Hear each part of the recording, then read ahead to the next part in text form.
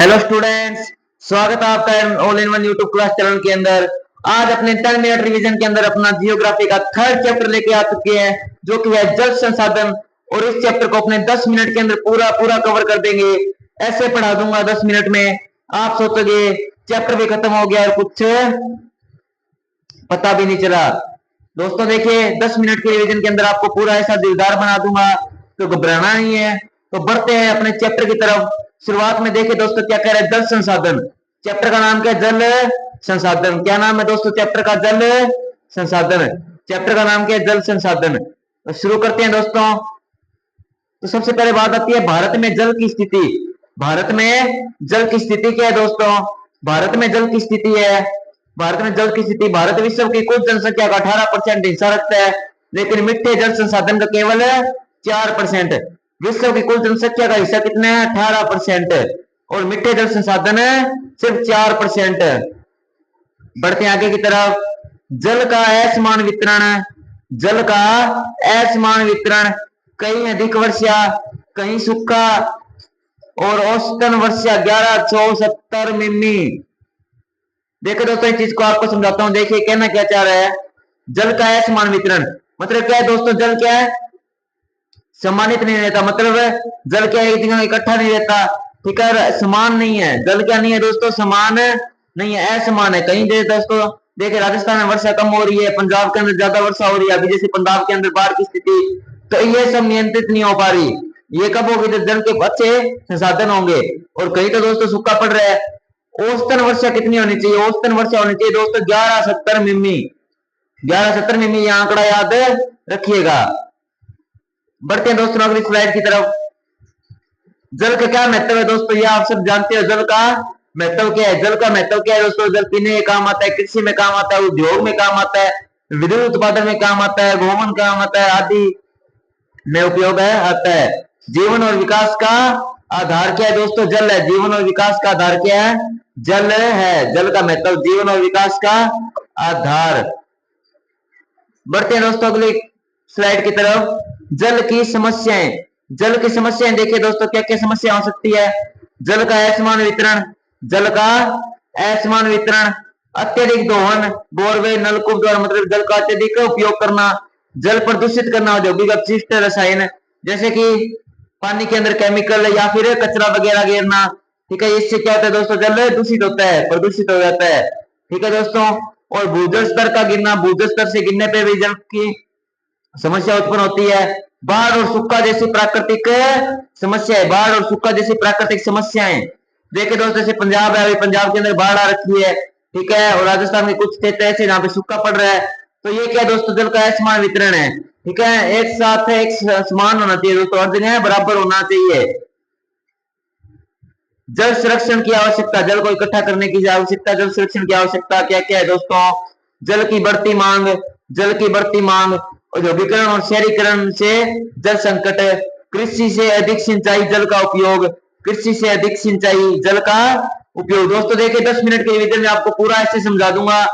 देखिए दोस्तों हम 10 मिनट में आपको पूरा चैप्टर तो नहीं समझा पाऊंगा, लेकिन आपको इस तरीके के नोट्स प्रदान कर दूंगा कि आप स्क्रीनशॉट ले लीजिएगा और इसे पढ़ लीजिएगा और दिलदार बन के पढ़िएगा दोस्तों। मैं कहता हूँ आपको कोई कमी नहीं आएगी, चैप्टर पूरा क्लियर हो जाएगा, अंतिम तक बने रहिएगा। दोस्तों चलिए शुरू करते हैं। बढ़ते हैं स्लाइड नंबर दोस्तों, भावी पीढ़ियों के लिए जल बचाना। जो आगे अपनी जो पीढ़ी है दोस्तों, ऐसा नहीं है कि अपने अपने सिर्फ क्या करें, सिर्फ अपने अपने के लिए जल है।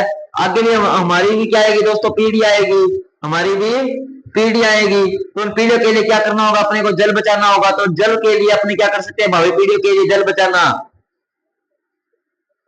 जल संरक्षण के उपाय क्या क्या है दोस्तों, जल संरक्षण के उपाय, वर्षा को जल का संचयन करना, रेन वाटर हार्वेस्टिंग, तालाब झील जलाशय का संरक्षण करना, ठीक है। और क्या है दोस्तों, बहुउद्देशीय नदी घाटी परियोजना, बहुउद्देशीय नदी घाटी परियोजना, बहुउद्देशीय नदी घाटी परियोजना चलाई गई थी दोस्तों, उसका पालन करना। सिंचाई के आधुनिक तरीके, टपक सिंचाई और स्प्रिंकलर करना।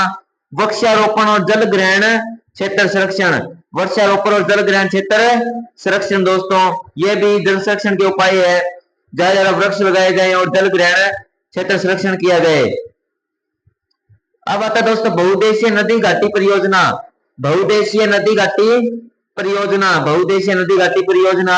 इसमें आ जाता है दोस्तों एक ही परियोजना से सिंचाई, जल आपूर्ति, जल विद्युत, बाढ़ नियंत्रण, मत्स्य पालन, पर्यटन आदि कार्य। बहुउद्देशीय नदी घाटी परियोजना क्या थी दोस्तों कि एक ही परियोजना से दोस्तों क्या की जाए, सिंचाई की जाए, जल आपूर्ति की जाए, जल विद्युत की जाए, बाढ़ नियंत्रण, मत्स्य पालन, पर्यटन आदि कार्य की जाए दोस्तों। और क्या है दोस्तों इस योजना में, ये क्या है दोस्तों प्रमुख योजना थी, प्रमुख परियोजना।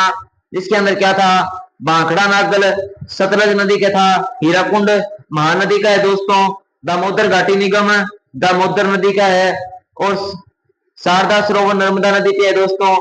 ये दोस्तों याद कर लेना, बहुत ही महत्वपूर्ण है।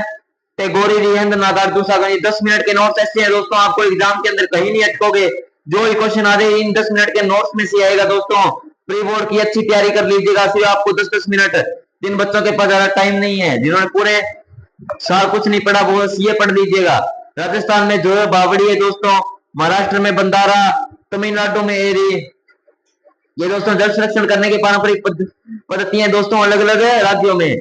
तमिलनाडु में अपने बताई दिया एरी पूर्वत झूम खेती से जल संरक्षण करना। वर्षा जल संचयन दोस्तों, वर्षा जल संचयन क्या है दोस्तों, वर्षा जल संचयन, रेन वाटर हार्वेस्टिंग। छत से बहते जल को टैंक जमीन में संग्रहित करना। देखिए दोस्तों होता क्या है, एक मिनट दोस्तों, एक मिनट।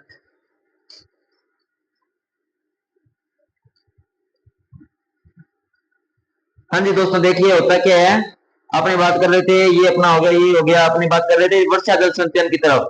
वर्षा जल संचयन में देखिए दोस्तों क्या होता है, जैसे कि ये अपनी छत है, ये अपनी छत है, ये जैसे अपना घर है दोस्तों। यहाँ पे छत इस तरीके से बनाई गई, यहाँ क्या गिरेगा दोस्तों, पानी गिरेगा, यहाँ पानी गिरेगा और यहाँ भी पानी गिरेगा। तो दोस्तों अपने क्या करना, नीचे टैंकर रख देना है।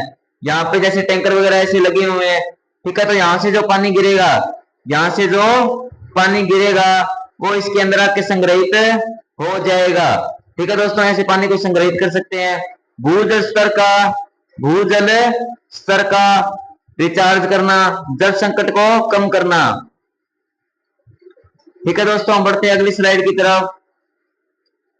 विवाद और चुनौतियां दोस्तों, विवाद और चुनौतियां। विवाद और चुनौतियां क्या है दोस्तों, विवाद और चुनौतियां, बांध परियोजनाओं से विस्थापित, पर्यावरण पर प्रभाव, वन कटाई, जैव विविधता की हानि। और क्या क्या है दोस्तों विवाद और चुनौतियां, राज्यों के बीच जल विवाद, राज्यों के बीच जल विवाद, कावेरी, कृष्णा, सतलुज, यमुना लिंक।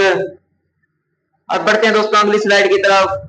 निष्कर्ष क्या निकलता है दोस्तों, इसका निष्कर्ष क्या निकलता है, निष्कर्ष देखे दोस्तों, निष्कर्ष लेके आ चुका हूं। जल संसाधन का सतत और न्यायपूर्ण उपयोग आवश्यक, जल ही जीवन है, संरक्षण ही भविष्य की कुंजी है। देखे दोस्तों जल है जो क्या है, जल ही जीवन है, जल ही क्या है दोस्तों, जल ही जीवन है। ये बहुत अच्छी बात है दोस्तों, जल ही जीवन है।